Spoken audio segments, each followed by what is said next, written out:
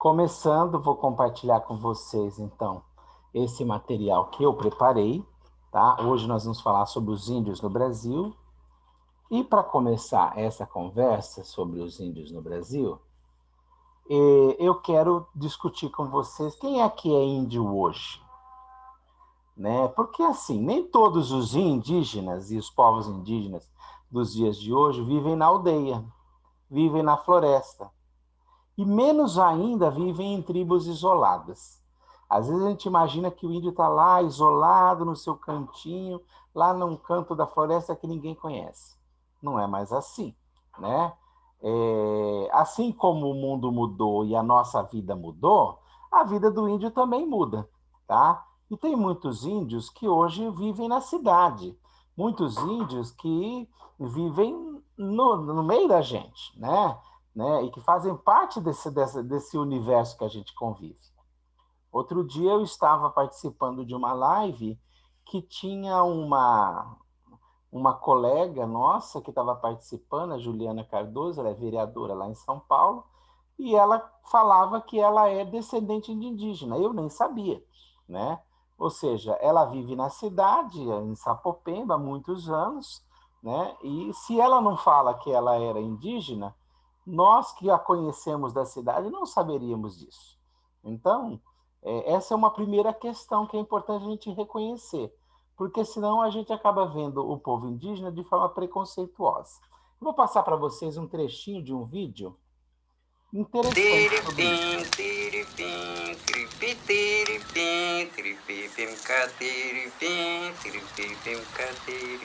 Katawha baniwa nai.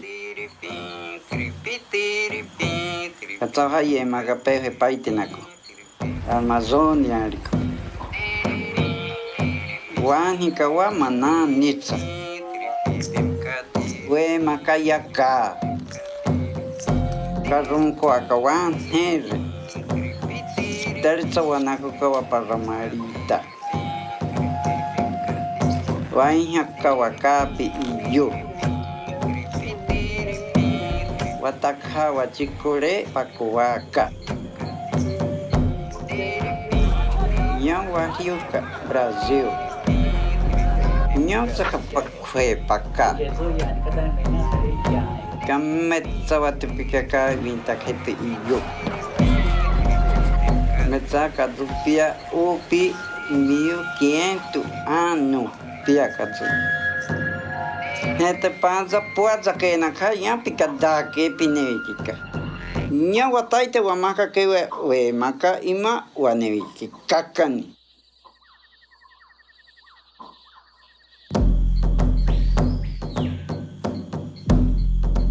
Então, vocês viram que interessante, né? Ele vai fazendo a gente pensar nisso. Ele vai assim, tá vendo? A gente tem um monte de visão sobre o índio, né? Então a gente imagina que o índio anda pelado, que o índio, né, tem um jeito próprio de viver, e a gente muitas vezes quando fala do índio, a gente pensa nesse índio que viveu em 1500. A gente não imagina, né, esse povo que está aí, né, e que vive no meio da gente, e que ainda hoje faz parte da nossa história. Então aí ele fala assim, então, ó, nós usamos cocar, aí aparece o índio de boné, né? Tá vendo? A gente corta o cabelo tudo igual, aí aparece um cabelo cortado do jeito que a gente corta cabelo, sabe? Então, assim, é muito interessante porque mostra que existe um processo de aculturação, né? Aonde esse índio ele vai se envolvendo e se relacionando, e na medida que ele vai se relacionando com a gente, ele também vai fazendo parte da nossa cultura, né? Então ele fala assim, estamos isolados, aí aparece lá uma tela de televisão. A gente não está conectado e aparece eles com o celular na mão. Então, assim, por quê? Porque a gente tem muitas vezes uma visão, né, do povo indígena a partir daquilo que é nosso imaginário, né, do que é o indígena nos dias de hoje. Bom, diferentemente desse índio que nós temos hoje, 5 séculos atrás, quando o Cabral chegou ao Brasil, esse Brasil ele era um país totalmente, né, não existia Brasil ainda, mas esse território ele era ocupado pelos povos indígenas, né, de norte a sul do país, né, de norte a sul desse território que depois viria a ser o Brasil. Né? Povos que falavam diferentes línguas, que tinham culturas diferentes, né? E que se espalharam ao longo do litoral, como, por exemplo, os tupinambás. Quando a gente fala dos tupinambás, nós estamos falando daqueles povos mais antigos com os quais Cabral se encontrou quando ele veio para cá. Os povos tupinambás são um povo que saiu lá da região da Amazônia há mais de 12 mil anos atrás, foi se espalhando pelo território. Eles eram povos guerreiros, eles eram canoeiros, e assim eles foram incorporando os territórios, foram conhecendo e foram se espalhando pelo território. Tá? E, portanto, quando o Cabral chegou aqui, ele encontrou vários desses grupos de tupinambás espalhados por toda a costa. Então, ele vai encontrar os tupinambás lá na Bahia, depois ele vai encontrar os tupinambás aqui na costa de São Paulo, aqui na região de Santos, e assim por diante. Bom, para a gente entender um pouco melhor isso, eu vou passar para vocês um trecho de uma aula que eu dei sobre esse assunto no ano passado. Vamos ouvir. Sim. Os povos que Cabral encontrou. Quando Cabral chegou aqui em 1500, os povos que ele encontrou eram povos que faziam parte de sociedades tupinambás. Não os primeirinhos, não. Para falar a verdade, aquele primeiro grupo que Cabral encontrou lá nas praias de Salvador, nas praias de Porto Seguro, desculpa, né, nas praias lá da região onde ele chegou, eram tupiniquins. Tá? Só que os tupiniquins eram inimigos, inclusive, dos tupinambás. Né? Os tupinambás tinham muito mais presença no território. Então, aqueles que vão ser pesquisados aqui no nosso assunto, nossa pesquisa, serão os tupinambás, que eram um povo rival dos tupiniquins. E por que era rival? Porque uma característica desses tupinambás, e que são aqueles que ocupavam quase toda a costa da época, eram sociedades igualitárias de guerreiros. O que é uma sociedade igualitária? Uma sociedade igualitária, em primeiro lugar, é uma sociedade que vive, né, à base da troca. É uma sociedade em que aquilo que é produzido é de todos.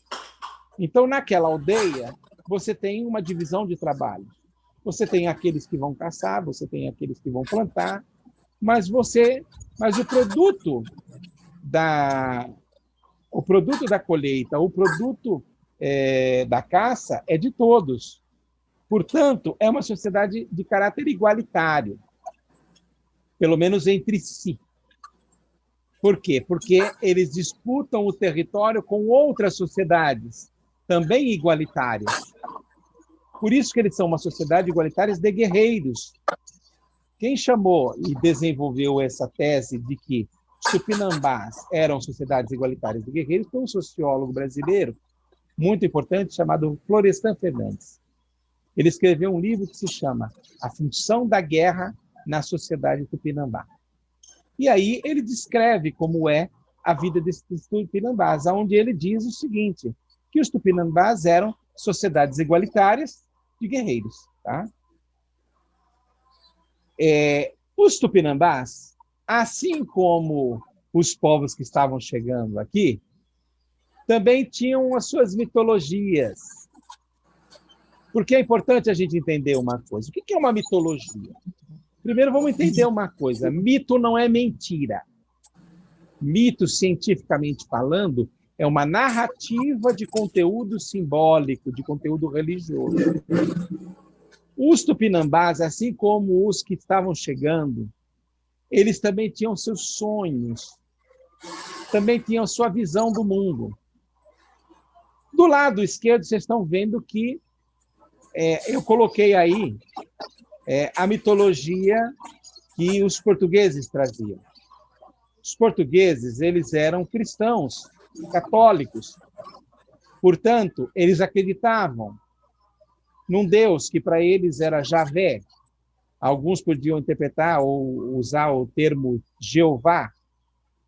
Quem que é esse Deus? Né? Esse Deus é aquele que está na Bíblia, que a gente conta no livro do Gênesis. E quando os portugueses chegaram aqui, eles vieram com a sua cultura religiosa. E quando eles se depararam com essas terras, eles se viram diante do paraíso prometido por Deus. Por isso que essa imagem que eu coloquei aí do lado esquerdo, que é uma imagem de uma pintura feita no século XIX, por gente que esteve aqui na época, né? Não século XIX, talvez XVIII, por gente que viveu aqui, né, por volta de 1700 e que viu essa paisagem. Nessa época não existia máquina fotográfica, então eles precisavam fazer aquarelas. Essas missões que vieram da França, que veio gente lá da Dinamarca, que veio gente da Alemanha, essas missões de artistas queriam retratar o Brasil. E, ao retratar o Brasil, retrataram de acordo com a visão que eles tinham. E qual era a visão que eles traziam? A visão é a visão europeia. A visão é a visão religiosa. Uma visão marcada por uma terra que tem uma visão idílica, né, do paraíso. Era como se o Brasil fosse o Éden. Num primeiro momento, essa visão foi a visão que esses portugueses tiveram. Mas por trás dessa visão existe o sonho de um lugar onde as pessoas possam viver com plenitude, o sonho de um lugar mítico. Tá? E aí, vejam, né? Para isso até os índios colaboraram, né? Porque eles chegaram e encontraram os índios nu em pelo, aliás, nu sem pelo, né? Porque eles se depilavam e não estavam muito preocupados. Tanto é que Pero Vaz de Caminha vai dizer assim, eles nem tinham vergonha. Não tinham vergonha porque estavam vivendo na pureza da sua vida. Do ponto de vista do índio, do português que estava chegando, do navegador, aquilo era o paraíso na terra. Eles encontram uma selva que nunca imaginaram existir, né? Imensa, totalmente diferente daquilo que eles conheciam. E ainda por cima eles encontram o povo lá pelado na frente deles. Bom, estamos no paraíso. Estou vendo até Adão e Eva, né? Então, essa imagem, né, permeou a visão de mundo que esse povo trouxe. Os índios, por sua vez, as sociedades igualitárias... Opa, passei demais. Agora sou obrigado a começar de novo. Os índios, por sua vez, também tinham seus sonhos. Então, a ideia que os índios tinham é que Maíra, vejam, é o seu Deus, a mulher, Maíra representa, de certa maneira, o Deus Criador aí, havia prometido uma terra sem males, um lugar onde não era mais necessário fazer guerra com o inimigo, onde a comida seria possível para todos, onde não faltaria aquilo que é necessário. Vejam, tem um sonho por trás disso também. Os índios também tinham seus sonhos. Era o sonho da terra sem males. Eu até pus aí a capa de um livro que se chama A Terra Sem Males, que conta um pouco esse mito guarani. E essa floresta era a floresta dos encantados.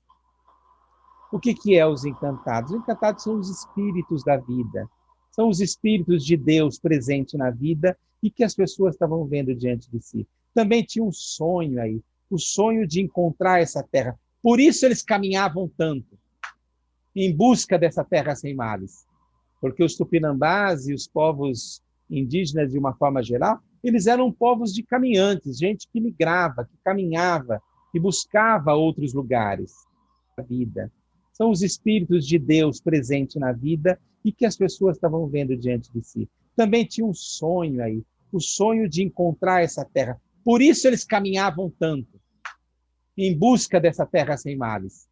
Porque os tupinambás e os povos indígenas, de uma forma geral, eles eram povos de caminhantes, gente que migrava, que caminhava, que buscava outros lugares